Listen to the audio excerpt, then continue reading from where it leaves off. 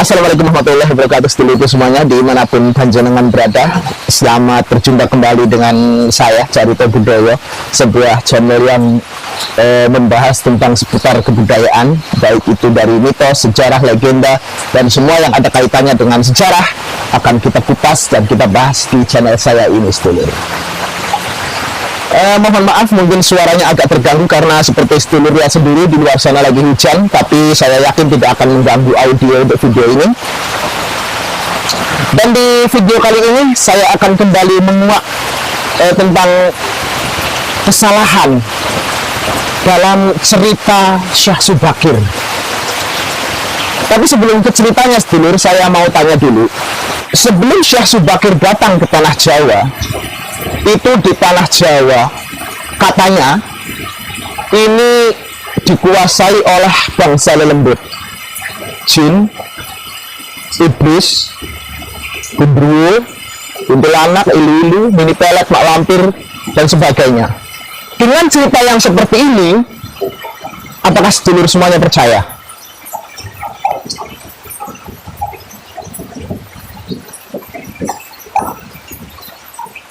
Kalau memang jawaban panjenengan percaya dengan cerita yang seperti ini, mohon maaf jika saya katakan kalau sedulur ini sebenarnya sudah termakan doktrin sesat tentang cerita sebenarnya dari Syekh Subakir.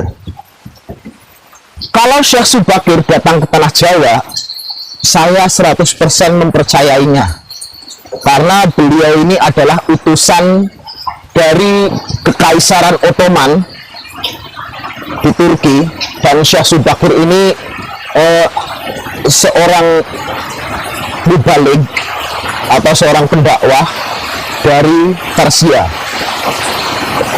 dan beliau datang ke Jawa bersama pamannya yang terkenal dengan sebutan Sunan Gresik, yaitu Syekh Maulana Malik Ibrahim. Itu saya percaya 100% sedulur. Tapi kalau ceritanya kemudian Syekh Subakir ke Jawa, di Jawa kemudian melawan sekumpulan lelembut, makhluk halus, jin, setan, gendruwo, ilu-ilu, nini melet, mak lampir, saya pelajari dari sejarah yang sering saya baca di buku-buku, bahwa ternyata cerita ini sesat, sedulur. Cerita ini yang mengatakan bahwa Syekh Subakir itu melawan sekumpulan lelembut, jin, setan, gendruwo, banaspati, ilu-ilu, mak lampir, nini pelet, dan sebagainya, itu berasal dari sebuah buku yang mereka sebut kitab, yaitu Serat Darmo Gandul karangan Ki Kalamwadi. Bahkan di Kalamwadi sendiri itu sebenarnya bukan nama asli. Kalau diteliti, kalau ditelaah, bahwa Ki Kalamwadi ini adalah nama alias atau nama samaran atau anonim. Jadi keabsahan dari Serat Darmo Gandul ini juga diragukan.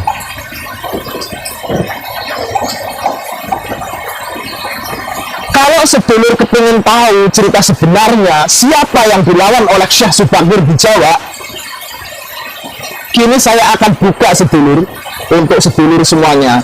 Tapi sebelum ke cerita, saya minta sedulur sudi untuk mengklik tombol subscribe, like, komen di bawah video saya untuk sekedar aplaus ataupun ada pertanyaan dan sebagainya. Serta seandainya video saya ini ada manfaatnya, dirasa bermanfaat, silahkan sedulur share ke media sosial sedulur agar supaya yang lain bisa menerima manfaat dari video ini, agar supaya cerita-cerita yang berkembang di masyarakat yang mengandung sebuah kesesatan itu bisa kita berantas bersama-sama, sedulur.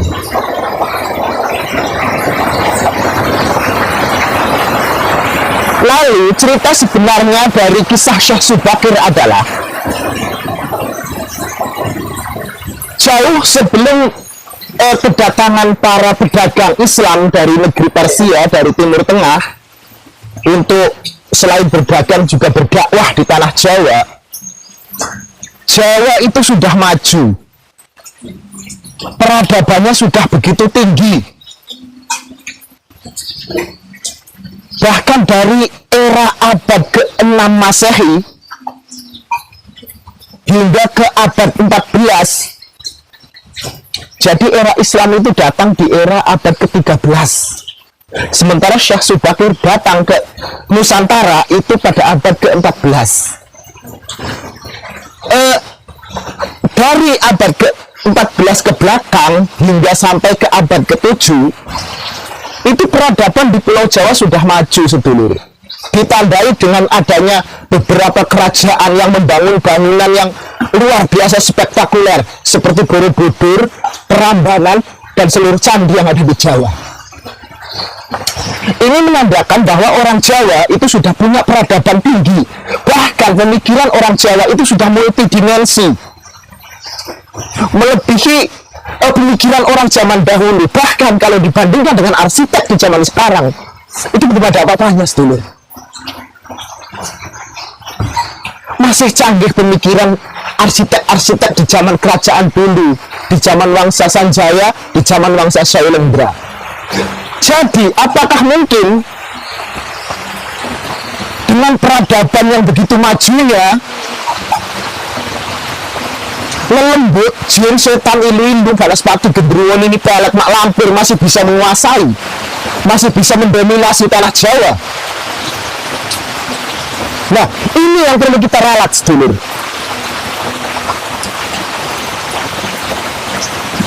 Jadi, siapakah yang dilawan oleh Syekh Subakir? Siapakah yang menentang dakwah Syekh Subakir? Begini ceritanya, sedulur. Sebelum era Syekh Subakir datang ke Jawa, Sultan Muhammad I itu mengutus beberapa orang mubalik, bahkan berjumlah ribuan. Dan mubalik yang diutus dari tanah Persia, dari Kesultanan Ottoman, ya, Turki Utsmani di Turki, itu mereka tidak ada yang pulang satupun. Nah, disinyalir para utusan yang tidak pulang ini di Jawa dimakan oleh para dedemit. Ini karena apa? Sultan Muhammad I kemudian mengutus lagi sekitar 20.000 orang para mubalik dan para pedagang untuk berdakwah di tanah Jawa. Ini dari 20.000 orang menurut sejarah, kalau tidak salah, itu cuma disisakan 20 orang yang kembali ke tanah Arab, ke tanah Timur Tengah, ke Kesultanan Utsmaniyah di Turki.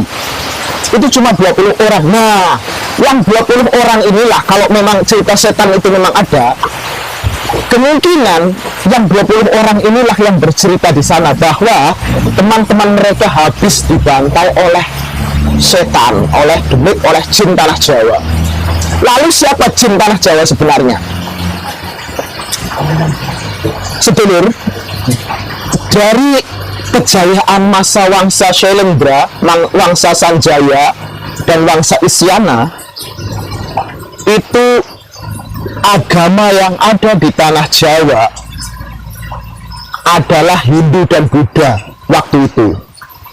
Lalu dari dua agama ini ada sekelompok orang, ada segelintir orang yang memisahkan dari agama yang murni Hindu dan Buddha, kemudian mereka membentuk sekte baru, aliran sesat, yang diberi nama aliran atau sekte Bhairawa atau kepercayaan Bhairawa.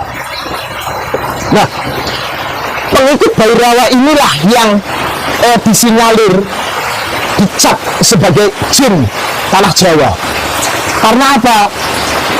Karena aliran Bhairawa ini dia mempunyai kebiasaan dalam puja, dalam memberikan sesajian kepada para dewa, itu berupa ingkung daging manusia, dan persembahan yang ada di situ adalah darah manusia.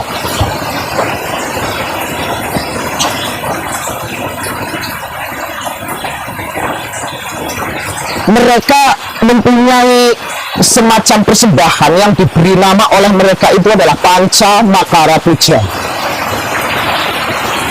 Jadi dalam sesajian Panca Makara Puja ini, mereka memberikan persembahan berupa ingkung daging manusia dan juga darah manusia. Inilah yang disinyalir jin tanah Jawa.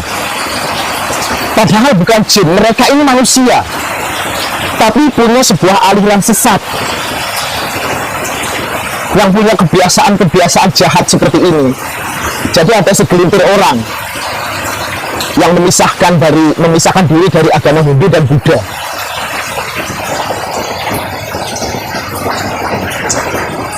Aliran Bhairawa Tantra inilah yang dilawan oleh Syekh Subakir. Jadi disinyalir para utusan dari Sultan Muhammad I dari Turki itu mereka datang ke Jawa dan kalah berperang melawan aliran Bhairawa ini. Kemudian kenapa mereka tidak pulang ke Turki lagi? Karena mereka dijadikan tumbal, dijadikan persembahan oleh orang-orang yang punya aliran Bhairawa ini, sedulur.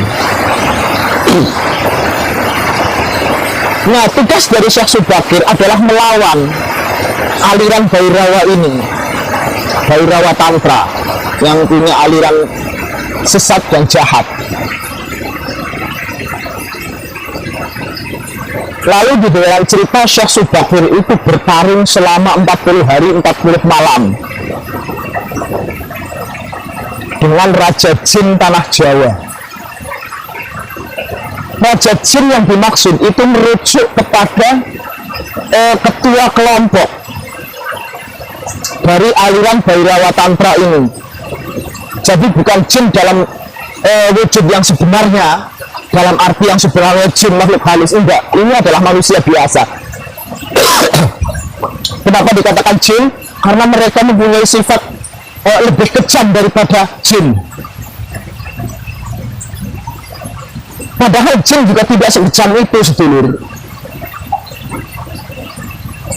Dalam riwayat manapun tidak ada jin itu kanibal, memakan temannya sendiri. Jin sudah ditugaskan oleh Tuhan untuk menyesatkan umat manusia, untuk memporak-porandakan keimanan manusia, tapi tidak ditugaskan oleh Tuhan untuk menjadi kanibal. Jadi kalau memang ada manusia yang kanibal seperti ini berarti lebih jahat daripada jin. Dan ini adalah bukti bahwa manusia itu diciptakan sempurna. Maksudnya sempurna, jika manusia itu baik, kebaikannya itu bisa melebihi kebaikan malaikat. Tapi jika manusia itu jahat, maka kejahatan manusia itu bisa melebihi kejahatan iblis. Itulah bentuk kesempurnaan manusia, sedulur. Dan inilah yang dilawan oleh Syekh Subakir. Kelompok-kelompok ini yang dilawan oleh Syekh Subakir, sedulur. Jadi waktu itu di Jawa banyak sekali kelompok Bhairawa Tantra ini dengan sebuah puja yang menyesatkan, yaitu yang diberi nama Panca Makara Puja, yang berisi hidangan ingkung manusia, kemudian minumnya juga dari darah manusia, kemudian mereka melakukan pesta mabuk-mabukan, kemudian ada seks bebas dan sebagainya. Tujuan dari ini, mereka sebenarnya ingin aliran Bhairawa Tantra ini ingin agar supaya mereka mencapai sebuah kesempurnaan. Jadi inilah bedanya antara ajaran Hindu Buddha yang memang murni asli dengan ajaran sembalan yaitu Bhairawa Tantra.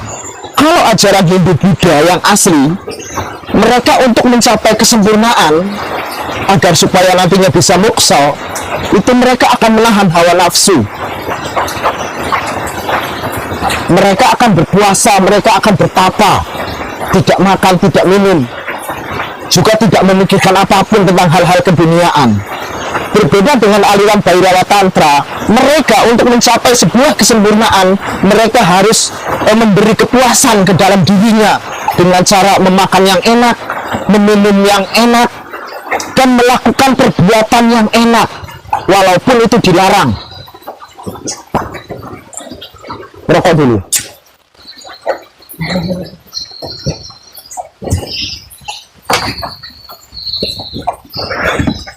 Jadi sedulur sudah paham ya, Syekh Subakir melawan para jin, para demit, para lelembut tanah Jawa, mak lampir, nini pelet dan sebagainya, ilu-ilu gendruwo, itu bukan makhluk halus atau jin dalam arti yang sebenarnya, tapi mereka adalah manusia-manusia seperti kita yang punya aliran sesat.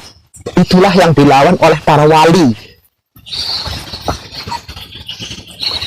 Kemudian cerita ini dirubah sedemikian rupa di dalam serat Darmo Gandul, dan kemungkinan juga utusan Sultan Muhammad I itu pun juga melaporkan kepada sang sultan di tanah Arab sana, di Mesir, di Turki, bahwa teman-teman mereka dimakan oleh iblis. Karena memang kelakuan dari kelompok Bhairawa Tantra ini itu melebihi iblis. Dan cerita ini memang benar adanya. Banyak sejarawan, banyak tertulis di buku-buku sejarah tentang cerita dari kelompok Bhairawa Tantra ini, sedulur. Jadi kalau di Jawa sebelum era Wali Songo itu dikuasai oleh jin, oleh setan, ya setan itu ada di mana-mana memang. Bahkan di sini di depan saya mungkin pun ada setan, ada demit, ada jin. Sayanya aja yang nggak tahu. Saya percaya. Cuman kalau mereka ganas-ganas, kalau mereka menyerang manusia, anehnya cerita ini hanya berkembang ketika Islam mulai datang ke tanah Jawa. Sebelumnya, apakah pernah sedulur dengar Patih Gajah Mada berkelahi melawan jin? Tidak ada. Yang ada hanyalah cerita Bandung Bondowoso dibantu jin. Memang benar. Tapi itu bukan, Bandung Bondowoso ini hanyalah cerita kiasan. Seperti yang video yang saya buat kemarin dalam kisah sebenarnya pembuatan Candi Prambanan. Roro Jombrang ini sebenarnya adalah Dyah Pramodawardhani, anak dari Prabu Samaratungga. Nah, yang dimaksud Prabu Boko ya Prabu Samaratungga, dan yang dimaksud dengan Joko Bandung itu merujuk kepada Rakai Pikatan. Sementara yang dimaksud Bondowoso atau jin yang membantu Joko Bandung ini itu adalah Bondo Sing Kuwoso. Bondo itu kuwoso, sedulur. Jadi jinnya itu adalah Bondo itu. Yang bisa membangun sebuah candi itu adalah bondonya Rakai Pikatan, atau hartanya Rakai Pikatan itu yang dibuat untuk membuat candi Prambanan yang begitu megah.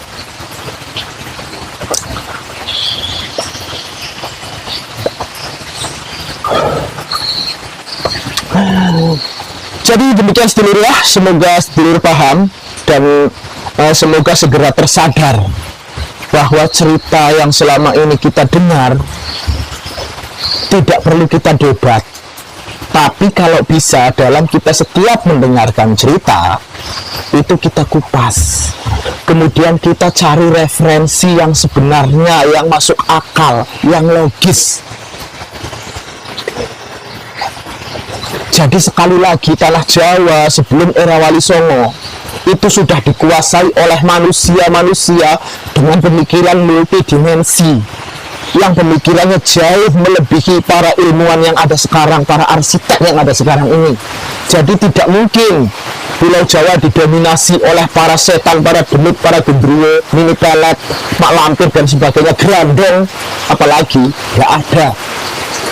Memang ada, tapi tidak se-ekstrim dalam cerita ini, sedulur. Baiklah sedulur, untuk cerita ini saya cukupkan sampai di sini. Kita akan jumpa lagi di lain video dan tentunya di lain tema. Terakhir saya doakan agar sedulurku semuanya diberkahi dengan kesuksesan, harta yang berlimpah, anak yang soleh dan solehah, serta kehidupan yang berguna bagi nusa, bangsa dan negara. Amin amin amin ya rabbal alamin. Wabillahi taufiq wal hidayah. Wassalamualaikum warahmatullahi wabarakatuh.